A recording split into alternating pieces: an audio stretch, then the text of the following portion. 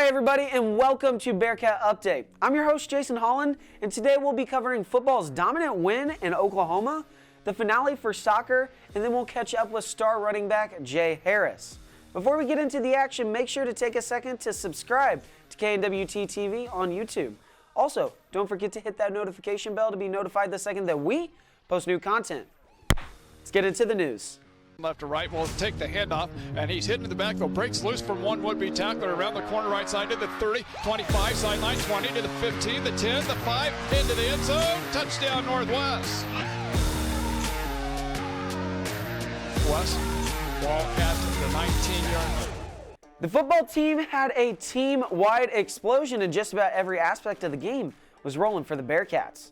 Despite the difficult season, it certainly didn't affect quarterback Mike Storey. He had no issue dicing up the Riverhawks defense, becoming the first quarterback to throw for 6 touchdowns in a single game since Zach Martin in 2017. He became the 6th quarterback to throw for 300 yards and 5 touchdowns in a single game. But it wasn't just the offense that showed out, as the Riverhawks were held scoreless in a 52-0 drubbing.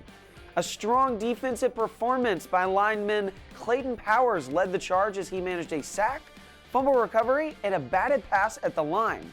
That was in stark contrast as the Bearcats gained over 600 yards on offense. But if you've been watching the games all season and are a bit confused, we've got you covered as our reporter Anthony Martinez is going to break down the basics of football. Take it away, Anthony.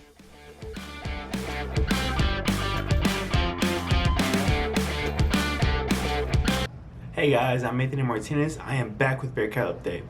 Today I'm back again with another sport rules segment video, and today we'll be covering the sport of good old American football. The sport has been around since the year of 1920, and the league of the NFL has also been around that same exact time. Today we'll be going to the basics of football. Let's get right into it. The first rule we are going over today is called offsides. This is when a player on the offensive or defensive side is stepping over the white line, also known as the line of scrimmage, when the quarterback starts the play. The line of scrimmage is where the football is set down for the beginning of the play. If there is a player stepping over the white line when the play starts, then the play gets blown dead and the referee will give a 5-yard penalty to the team that did it. Also, the down will get replayed. The second rule we are going over is called holding. This is when another football player is holding on to another football player as the play is going on. This can happen to anybody: the offensive or defensive linemen, the receivers, or even the linebackers on the defensive side. Holding is mainly focused if it affects a player on making a big play that can make a difference in the game. For example, offensive linemen get caught holding onto the defensive linemen so they don't sack the QB, and cornerbacks can even get caught holding onto the receivers so that they don't make a big catch. The third and final rule that we are going over is how a touchdown can be called a touchdown. When trying to score a touchdown, the football has to cross the white line of the end zone. When it cuts it close when trying to score, only a part of the football has to cross over the white line and not the entire football. As long as some of the football is over the white line before the player who is scoring the touchdown is called down, then it is officially a touchdown. Another way of also a touchdown being called is that if the player knocks over the pylon with the football. When the angle seems tight, the player can knock over the pylon with the football and it would be ruled a touchdown due to the football also crossing the white line when the pylon was knocked over. Well, that's all I'll be covering today. I hope that the new people getting into football after watching this video have a better understanding of how the sport works. Also, if you do end up catching some interest and start watching some football games, I recommend you watch Patrick Mahomes and the Kansas City Chiefs, as they can make the sport look entertaining in many different ways. I'll be getting it back to our host, Jason.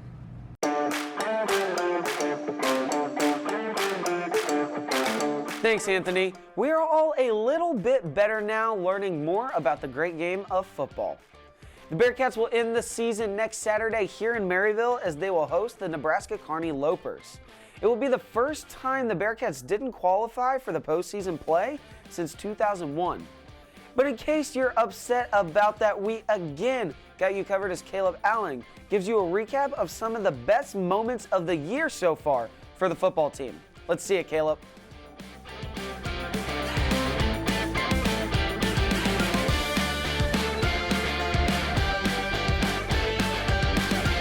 Hello, my name is Caleb Allen, and as we go into the last week of football, I wanted to take a pause to look at some of the top moments from this season. Please feel free to comment which one is your favorite.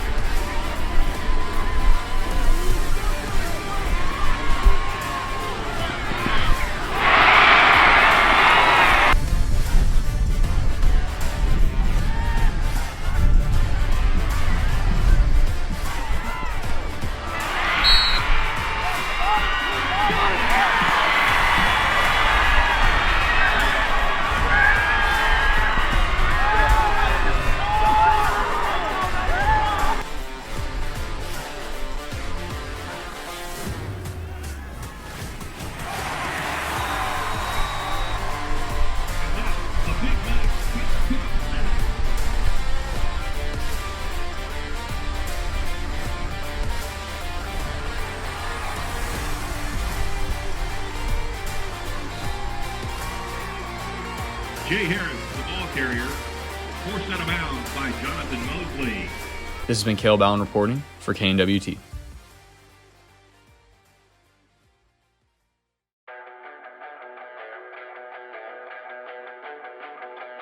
Thanks, Caleb.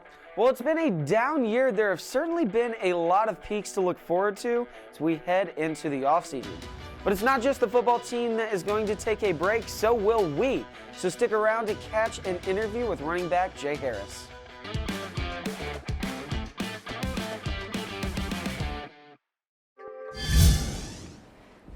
Kirsten, what are you doing here? What do you think I'm doing here? Making TikToks? And it's not about what I do. It's about what we do here. So we start with storyboarding the content we want to create for our clients. It could be anyone from small businesses, nonprofits, and organizations both on campus and in the Maryville community. We write, we film, we edit, we create, and then we wait. So if you're someone who thinks you need us, we are KNWT Creative Services.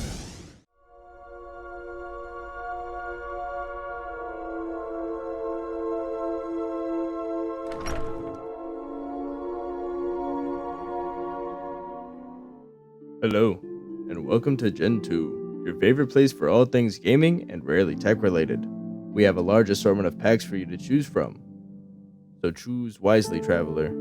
You can watch Gen 2 every Tuesday at 6 p.m.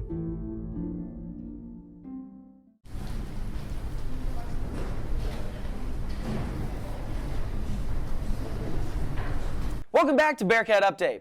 When looking at the box score, you don't get a chance to look at who the player is outside of the game. So that's why we went and talked with running back Jay Harris, who continues to be the only player with 100 yards in every single game in all of NCAA. During Saturday's action, he nabbed his 10th 100-yard game in a row when he rushed for 108 yards in a dominant win against the Riverhawks. Our reporter, Micah Storey, had the chance to talk with Jay on Wednesday. Take it away, Micah.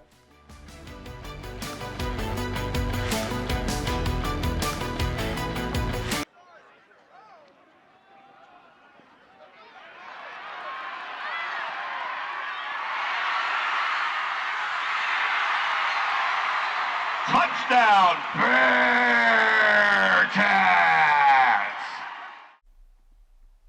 Bearcats running back Jay Harris has had a spectacular season so far. In only 9 games played, Harris has 198 carries with 1,222 rushing yards, averaging 6 yards per carry with 12 touchdowns.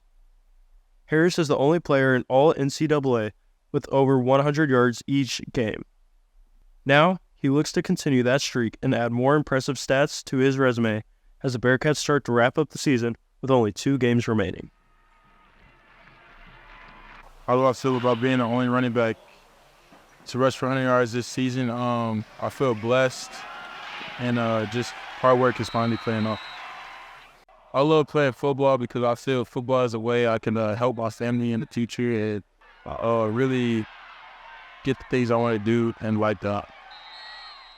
Northwest really has a good family atmosphere. The guys here, the coaches, and just the community itself. Being young, I know I still got a lot left I can show and a lot left I can accomplish, so it just makes me want to work harder each day. Putting up big games doesn't really bring pressure. I've been doing it since I was a child, so it's just something I'm used to.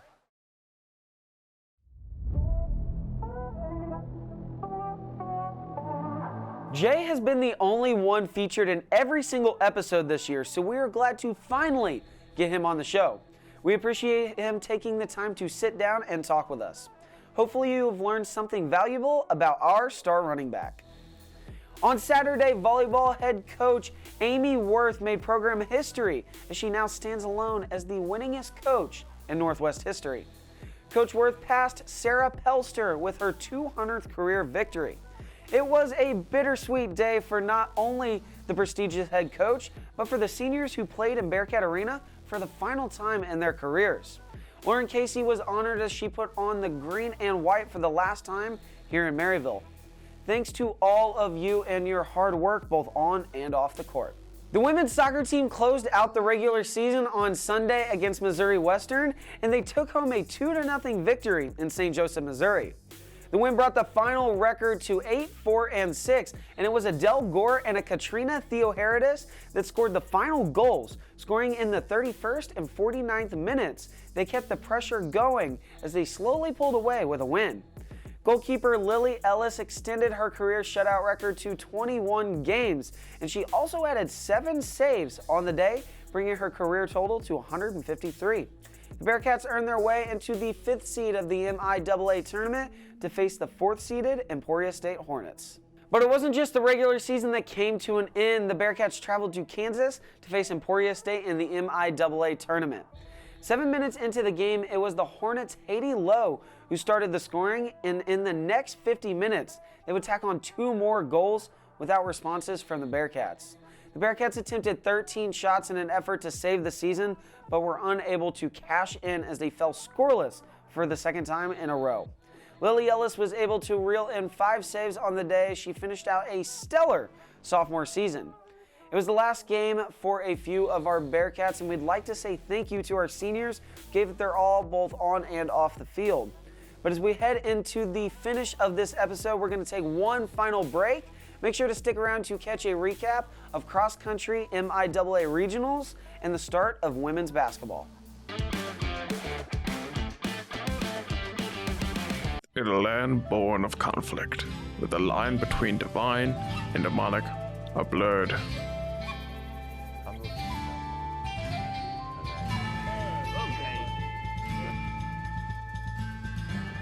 Five legendary heroes must save the day.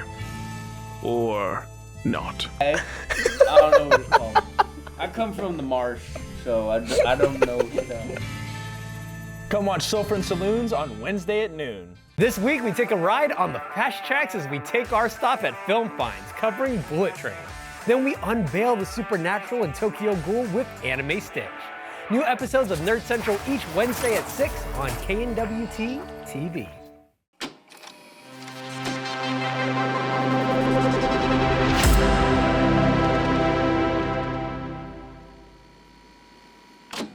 As we end things up here, we'd like to thank the men and women who battled in the MIAA regionals. Junior Elena Tibbold produced a career-high time, and we saw the women take 9th place. But credit must also go to the men who took home 3rd place, with Drew Atkins and Nate Mueller taking home 10th and 11th as they now head on to the MIAA championships for the first time since 2019. But as one season ended, another began as the women's basketball team participated in an exhibition match against Livin' the Dream on Monday. It was an absolute landslide as the Bearcats ran away with a 109-57 victory. This was much different than last year to start the 2022 season as the Bearcats faced off against the Missouri Tigers in what would be a 27-70 loss. So this year the Bearcats are starting off on the right foot. Do you guys remember when I took on the women's basketball team a few weeks ago? Well, Lindsay Kelderman continued her high level of performance. She ended the afternoon with 25 points, 6 rebounds, and 7 assists. As a team, the Bearcats shot 55% on the afternoon with a 44% clip from 3 and had nearly double the rebounds. They will now begin practicing for the SMSU Classic, which will tip off the season for the Bearcats. And one final note for Northwest basketball, small college basketball has announced the creation of the Trevor Hudgins Award, which will be given to the senior with the best 4-year career. But that's all the time that we have for Bearcat Update. I'm your host, Jason Holland, and you're watching Bearcat Update, the provider of complete coverage of Northwest sports. We post a new episode every Monday at 6 p.m., and you can find us on YouTube at KNWT TV. As well as Bearcat Update, you can watch KNWT TV's other content as well. Thank you for watching, and we'll catch you next week.